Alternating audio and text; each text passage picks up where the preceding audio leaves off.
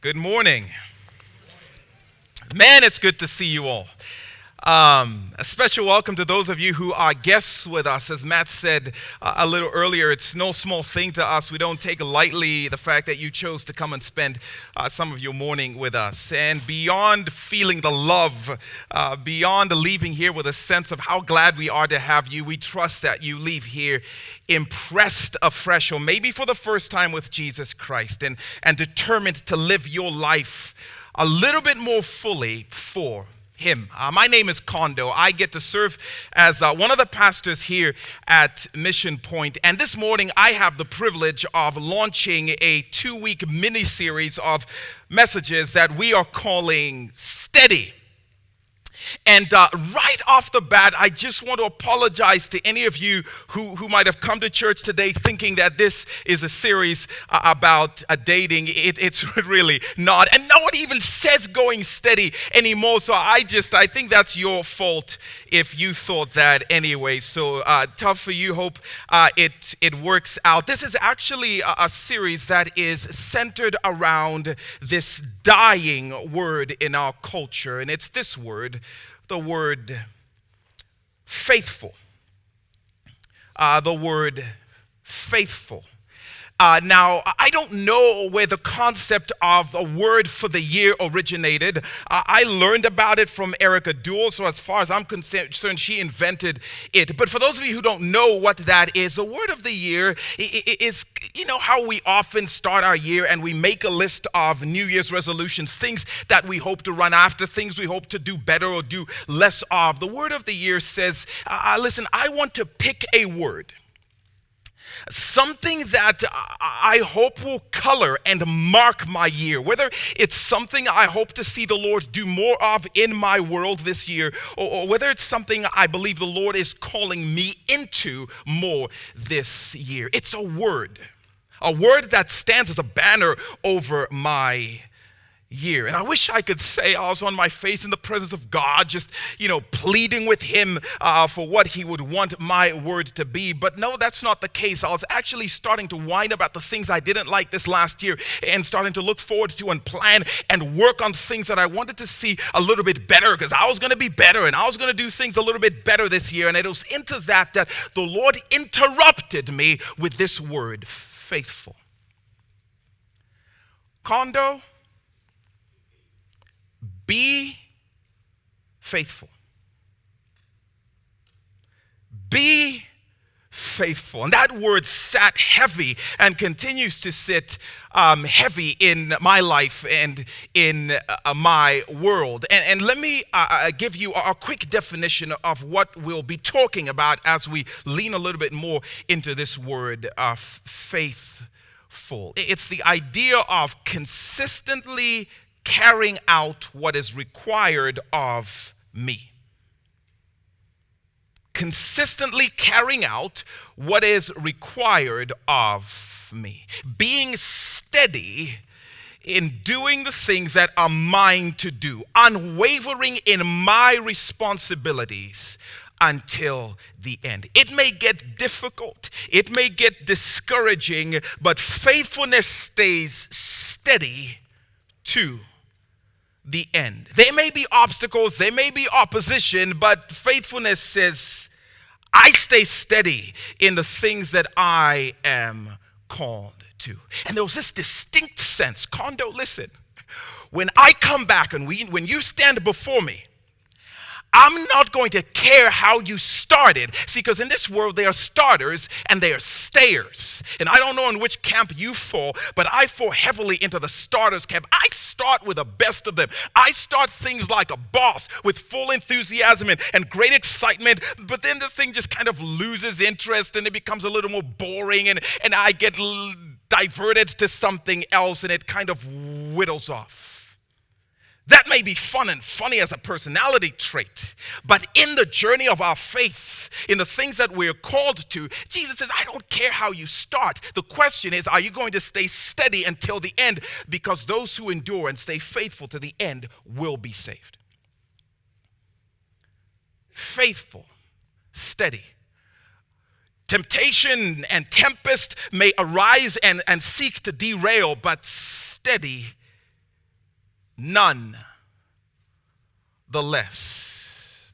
Because I can picture Jesus saying to us, I won't care how awesome you were on stages and in the big moments in front of lots of people. Were you faithful in private? Were you faithful in the small things that no one will ever like on Instagram? A simple word with unspeakable significance. And so because I have the microphone and I get to stand on stage, I get to talk about my word for this year. When it's your turn to preach, feel free to share your word with the rest of us. But we are going to take some time this morning to look at some sections of the life of a man I think is one of the most faithful men ever. A man who teaches me so much about what it's like to be unwavering in what God calls me to. Big moments, small moments, dark places, delightful places, none the less. And so this morning, we're going to point out 3 principles of faithfulness that are helping me, and I hope will help you as we observe them in the life of Joseph. So if you have a copy of the scriptures, please join me in Genesis chapter 37. If you don't have a copy of the Bible, in fact, we have some guys coming up the aisles right now. If you need a copy of the Bible, just raise your hand. They'll get one to you. And if you don't own a copy, please feel free to hang on to this one. This is our gift to you. But Genesis chapter 37 is where we are going to be. And for the moment, let me just give you a little bit of catch-up on this guy named Joseph. His life, in fact, when we meet him, his life has been shrouded in the deepest of darkness and drama and dysfunction.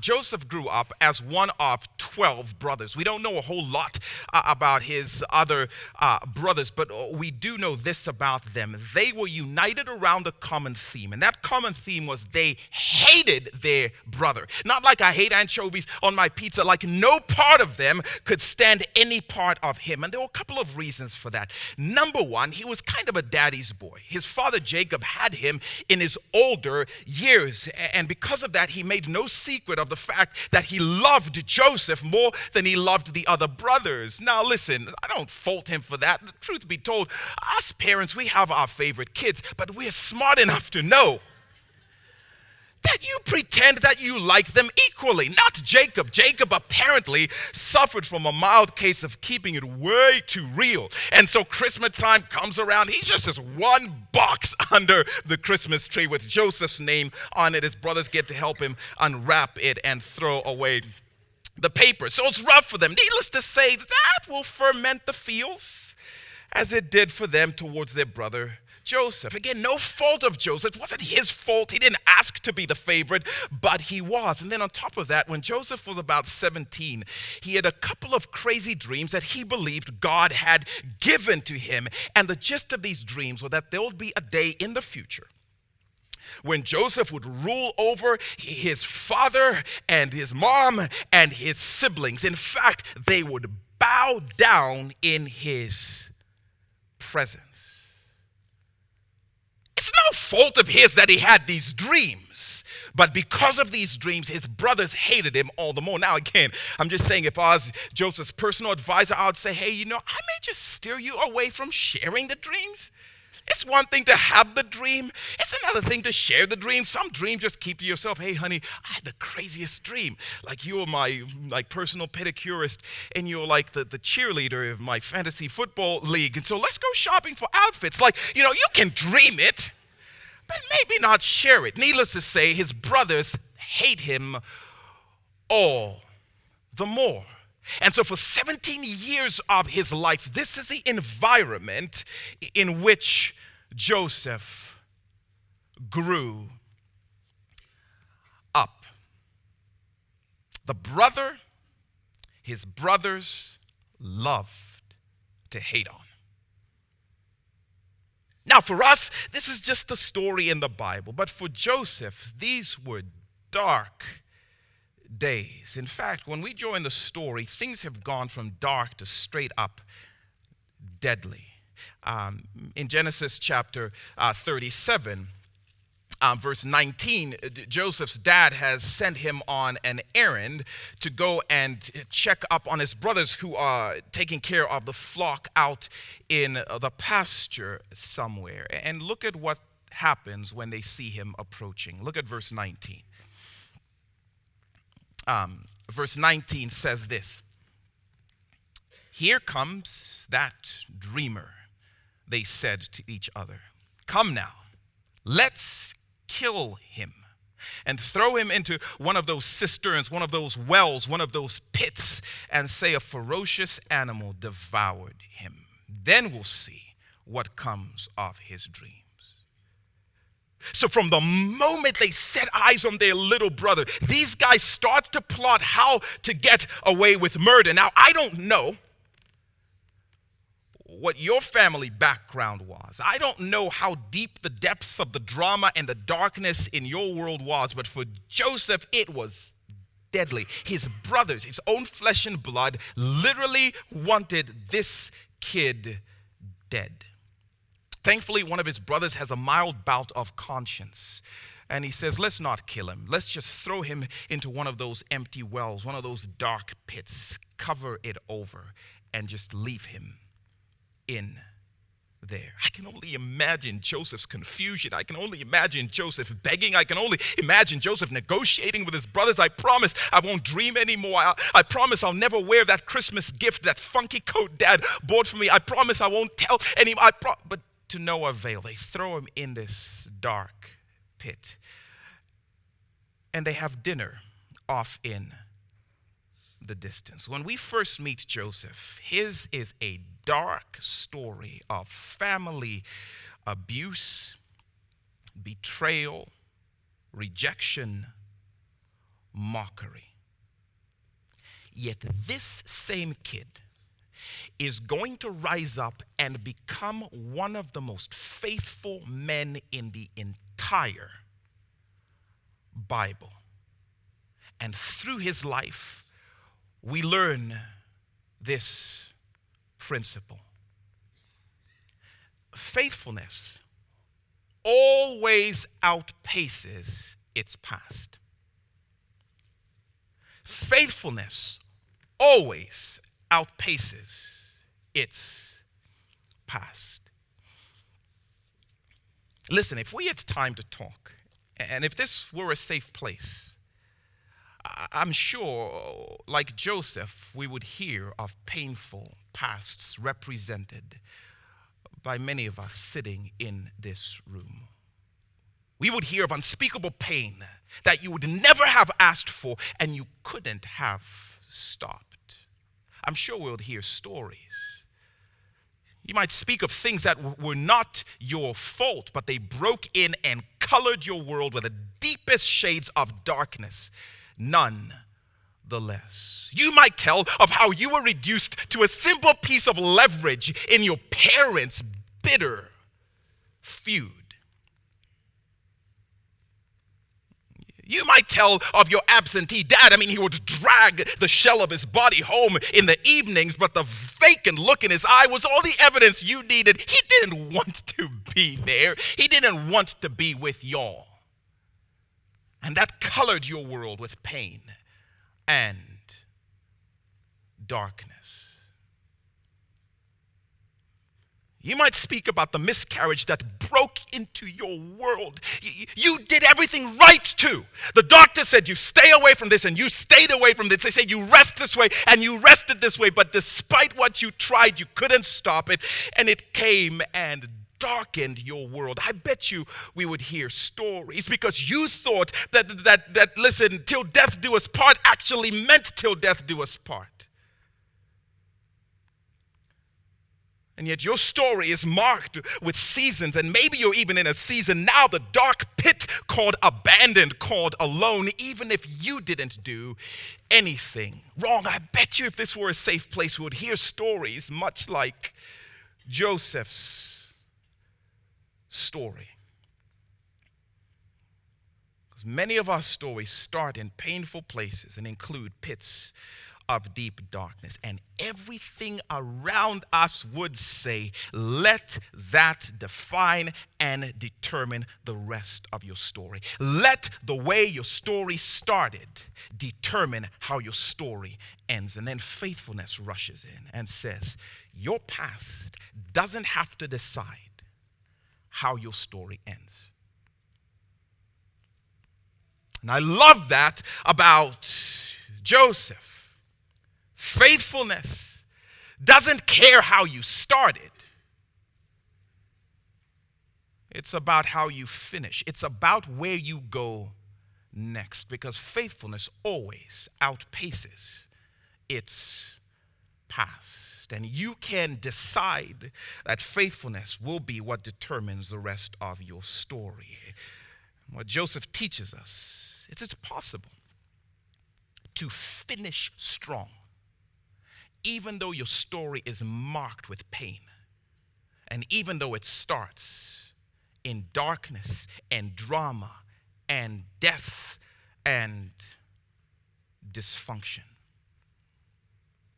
The drama, the darkness in your life, in your story, in your past, doesn't have to determine what you do next. Outpace your past and finish strong. And this was so stirring for me, because I cannot tell you how much permission I've given to the pain in my past that almost says, well, this is good enough. And if I trail off this way, it's been a hard journey. And if I trail off that way, things haven't always been easy. And I've given permission. It's time for me to revoke the permission I've given to my past to determine where I go from here. Because regardless of where I've started, I can finish strong, faithfulness, steady as I go. Decide that you won't let your past excuse or exempt you from finishing well. And here's the assurance I have, and here's the assurance I can give you without any doubt. Jesus, the one who calls us to faithfulness, will hold our broken hearts as we go. Jesus will repay your abusers as we go. Jesus will heal and mend the wounds as we go. He promises his presence. He promises his power as we go. Steady faithfulness outpaces its past, saying, it's not how my story started. In fact, it's not my past at all. It's his promises that I'm going to lean into and move towards finishing strong. Tell the person next to you, go steady, go steady. Tell the person next to you, go steady. We do that around here sometime, and if that feels awkward and if that's what starts your relationship, you're welcome.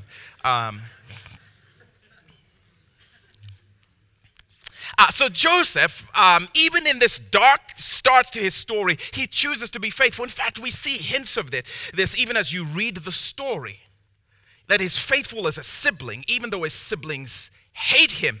His dad says, hey, go serve your siblings. Absolutely, I'll go serve my siblings. He's faithful as a son, even in this dark environment where his dad says, here's what I want you to do. Absolutely, I will honor you, Dad, because I can't control the darkness, but I am going to choose to be faithful. And so as you can imagine, things get better for Jacob, right? Nope. Next time we drop in on Joseph, not Jacob, by the way, but Joseph, he's living in Egypt. He's working as a slave in the estate of a guy named Potiphar. You see, instead of killing him, his brothers figured we might as well benefit from this guy's life, and we might as well make something if we're going to get rid of him. And so while they're eating, a group of traders go by and they pull him out of that dark pit and they sell their own brother as a slave to these foreigners. And those foreigners end up selling Joseph as a slave to this guy named Potiphar, the chief of police in the empire of Egypt. And Joseph ends up as a slave in this guy's house. Now, we don't know what kinds of tasks and responsibilities Joseph had as a slave in Potiphar's estate. But I'm going to go out on a limb and say whatever this was, it was not the dream gig for Joseph. I'm going to go ahead and just guess that this wasn't what he wanted to be when he grew up. I'm just going to go ahead and guess that this wasn't part of his 5-year plan of success. Just guessing. We don't know how long Joseph served as a slave in Potiphar's house, but again, spitballing here, I'm going to go ahead and guess that it was probably longer than he wished he was in that space, longer than he wished he was in that situation. There are a lot of things we don't know about that season of slavery in the home of Potiphar, but here's what we do know. While Joseph was there serving as a slave, he absolutely slayed the heck out of slavery. He did such a good job at this terrible job that Potiphar said, make that teenage foreign slave kid my second in command. Put him in charge of my entire estate. Now, you might not believe me, so let's check this out ourselves with our own eyes. Chapter 39. Let's skip a couple of pages and look at chapter 39, verse 2. This is crazy. Joseph is so consistent in his trustworthiness, in his excellence, in his steadiness, in his faithfulness, that this guy notices. Look at verse 2 of chapter 39. The Lord was with Joseph so that he prospered, and he lived in the house of his Egyptian master. When his master saw that the Lord was with him, with Joseph, that the Lord gave him success in everything he did, Joseph found favor in his eyes and became his attendant, his deputy. Potiphar put him in charge of his household, and he entrusted to his care everything he owned. From the time he put him in charge of his household and all of that he owned, the Lord blessed the household of the Egyptian because of Joseph. Because of Joseph, the blessing of the Lord was on everything Potiphar had, both in the house and in the field. So Potiphar left everything he had in Joseph's care. With Joseph in charge, this dude did not concern himself with anything except the food he put in his mouth. The only thing Joseph apparently didn't do was feed Potiphar. Now, Joseph was well built and handsome. Little side note, and after a while, his master's wife took notice of Joseph and said, "Come to bed with me." Now, just so we're clear, Potiphar has no concern about Joseph or Joseph's God. None whatsoever. What Potiphar's concerned about is his bottom line. And all I know is whenever this kid is around, my bottom line is positively affected. When he's around, things get better. When he shows up, blessing is all around him. So of course, I'm going to put him in charge of everything. Of course, I want his fingerprints on everything that I own. And so he gives this slave all of his safe combinations and all of his account numbers, his power of attorney, his credit cards, and he gives Joseph the freedom to speak on his behalf when Potiphar is not there. He's barely 20 maybe. Because Potiphar saw the favor of God in Joseph's excellence, in Joseph's consistency, in Joseph's steadiness, in Joseph's faithfulness. And even in this unwanted season, we learn something from this young man. And that is, faithfulness always betters its present. Faithfulness always betters its present. Now, again, that's not how we usually form sentences, but this sentence, I trust, will make sense here in a little bit. But did you see that in Joseph's story? This season and this space and this situation feels to Joseph like slavery, mainly because, well, it is slavery. If you could have interviewed Joseph, he would have told you, I don't want to be here. I don't like it here. This is not my dream situation. This is not what I wanted to be when I grew up. I'm not even done growing up, actually. But here I am. I didn't choose to be here, but I can choose what to be here. And what I choose to be while I'm here is the person who slays the heck out of this season. I am going to choose to make this space better, even if I don't like it here. Faithfulness.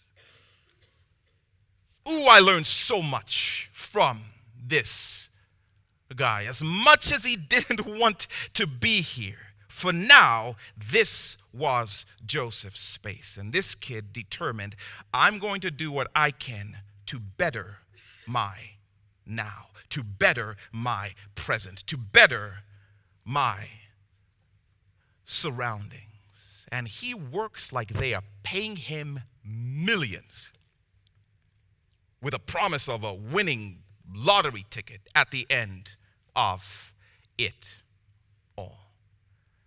And Potiphar notices that. Oh, faithfulness is hard to miss. In fact, Potiphar is not the only one who notices it. Mrs. Potiphar apparently notices Joseph as well. See, because I wish we had time to talk about how faithfulness will permeate every single area of your life. See, because Joseph wasn't just faithful in his work, he was faithful in his work out, you see. He wasn't just faithful in his duties, he was faithful in his diet as well. And dude was fine. And Potiphar's wife was like, look at those faithful glutes. And so she starts to make all kinds of excuses, starts spilling stuff on purpose. Clean up on aisle 5, a little help here. Not you. Joseph, get it, Joseph, get it. And she sprung. So she starts to set all kinds of tricks and traps to get Joseph to sleep with her. And Joseph is like, not today. And so he's out of there. In fact, his leaving proves that this faithfulness thing wasn't just when people were watching, wasn't just in public, it was what he did in private as well. But needless to say, a woman scorned, or in this case, a really scorny woman. But anyway, she gets really, really mad, and so she frames him to his master for attempting to rape her, something he didn't do. And as a result, Joseph ends up doing a stint of at least 2 years in prison because of this false accusation. And guess what happened when Joseph got to prison? He said, I don't want to be here, but I can choose what to be here. And he makes that place so much better that the warden says, I'm putting you in charge. You are over every prisoner. You are over all activities. Joseph became the assistant warden as a slave in prison. Because faithfulness always betters its present. Such a compelling character.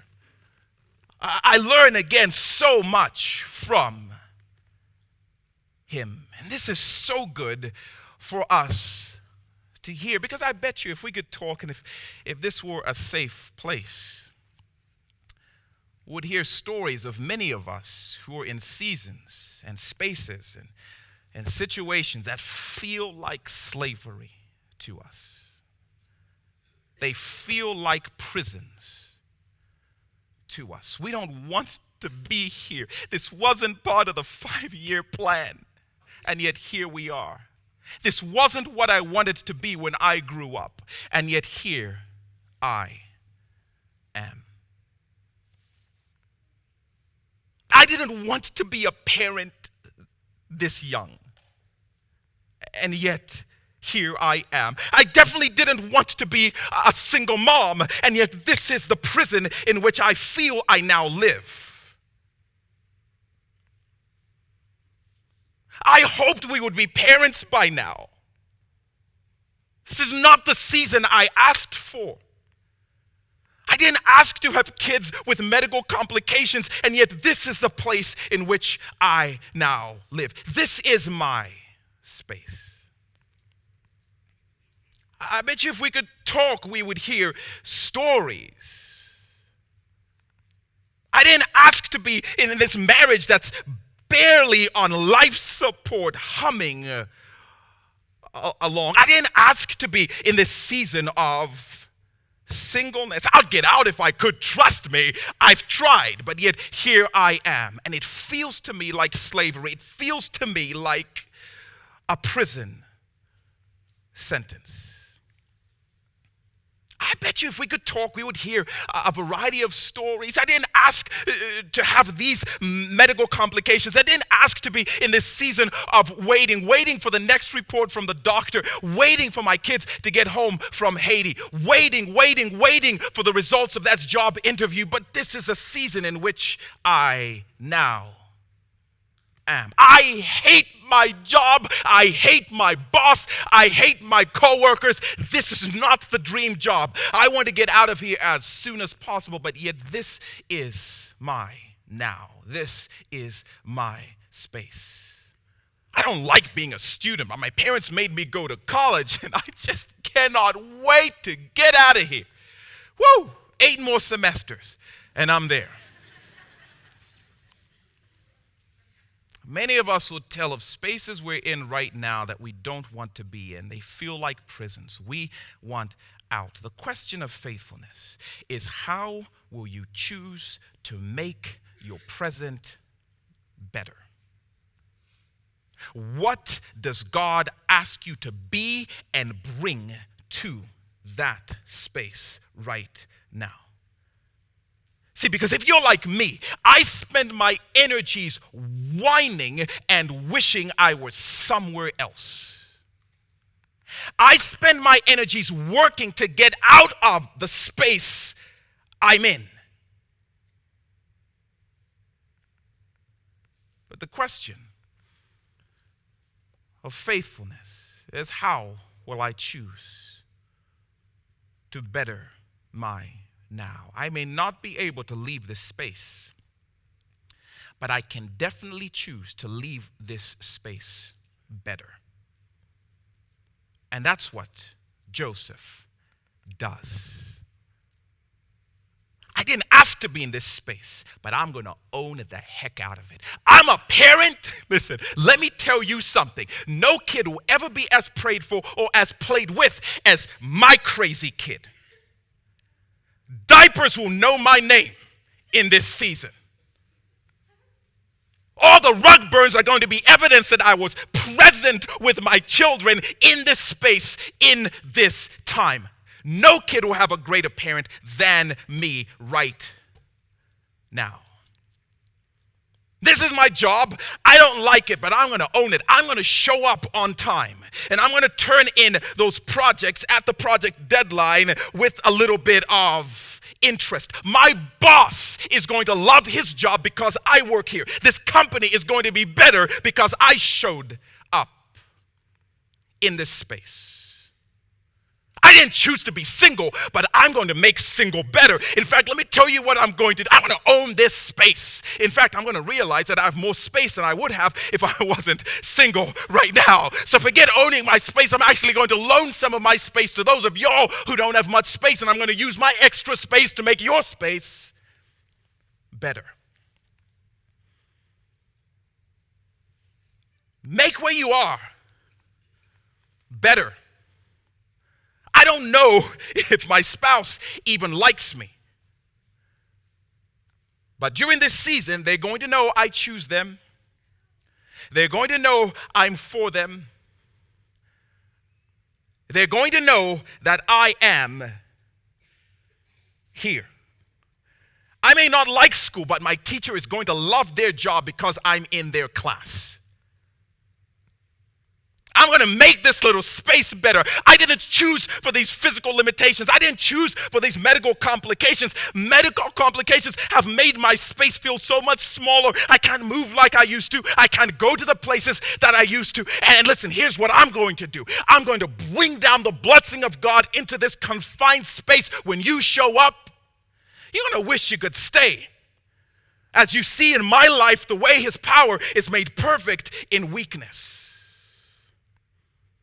Even this unpleasant space of sickness, I'm going to make this space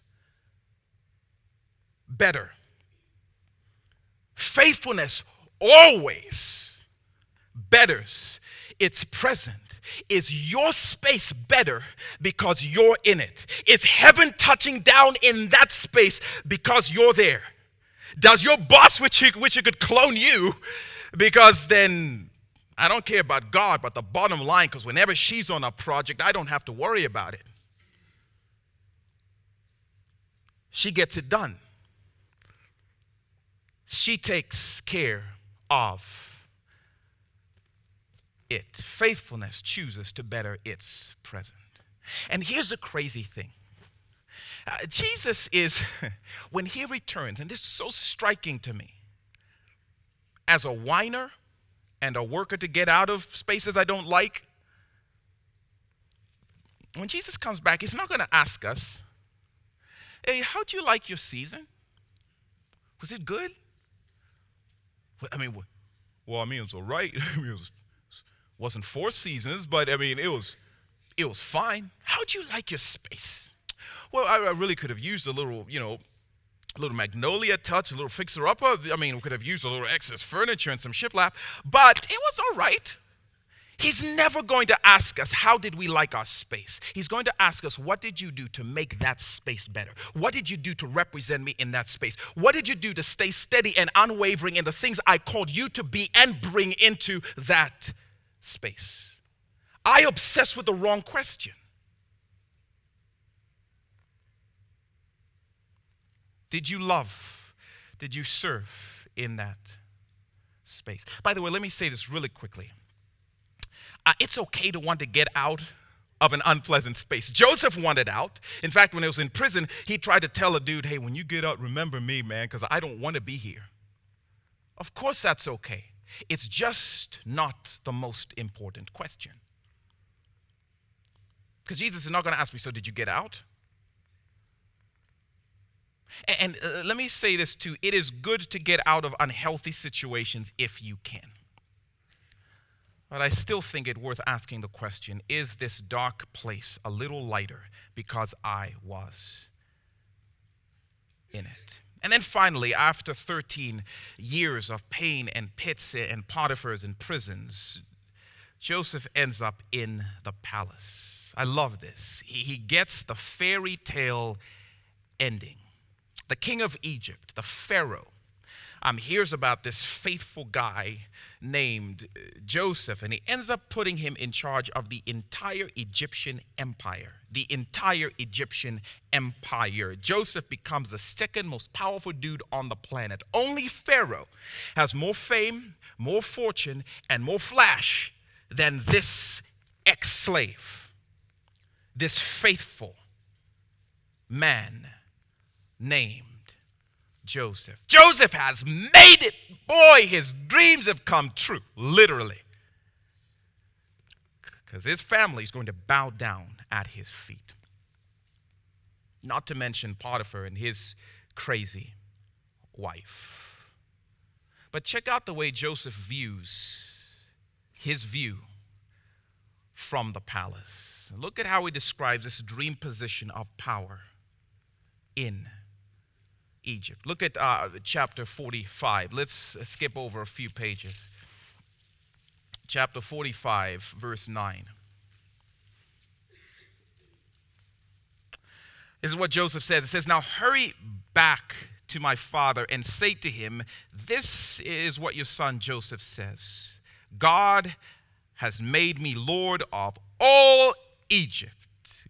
God has made me Lord of all Egypt. Come down to me. Don't delay. I love that. My dreams are ultimately in God's hands. My destination is ultimately up to Him. God has made me Lord. God has made me Lord. God has pulled this dream off. God has landed me in this place. The dream ending is God's doing. That is so powerful. And this is where the Lord spoke most profoundly to me. Faithfulness outpaces its past. Faithfulness betters its present. And the third principle I think we learn from Joseph's words here is that faithfulness always releases its promotion. Faithfulness always releases its promotion. Faithfulness always says, the palace is God's prerogative. And those are words I think some of us are going to end up holding on to.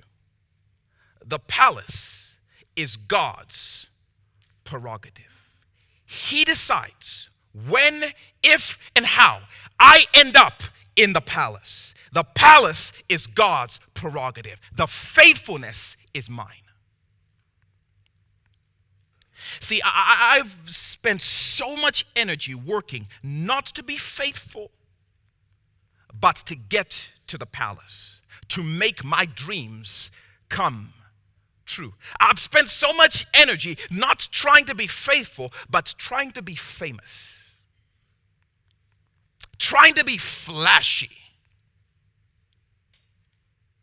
Spent so much hard time quietly whining that Mission Point isn't at the place that I think it should be at this juncture. And I believe this is why the Lord gave me this word this year.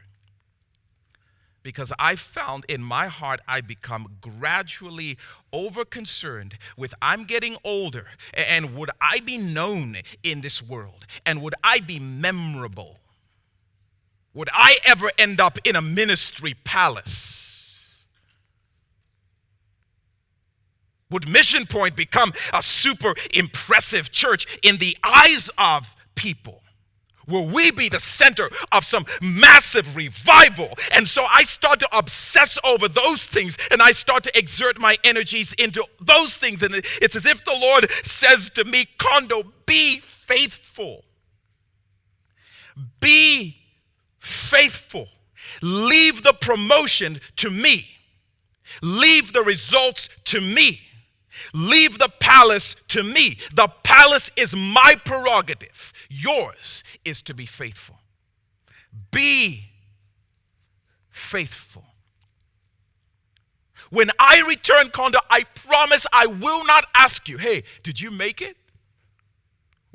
Were you famous? Did people know you? How many followers did you have on Twitter anyway? What did Mission Point become? This ministry palace? I mean, was there a mass revival that had you guys' name attached to it?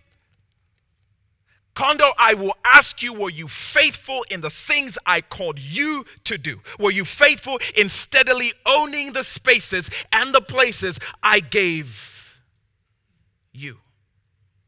Be faithful. Release promotion. Release the fame. Release results to me. You be faithful. If you end up healed out of that place of medical limitations, that's up to me. You be faithful.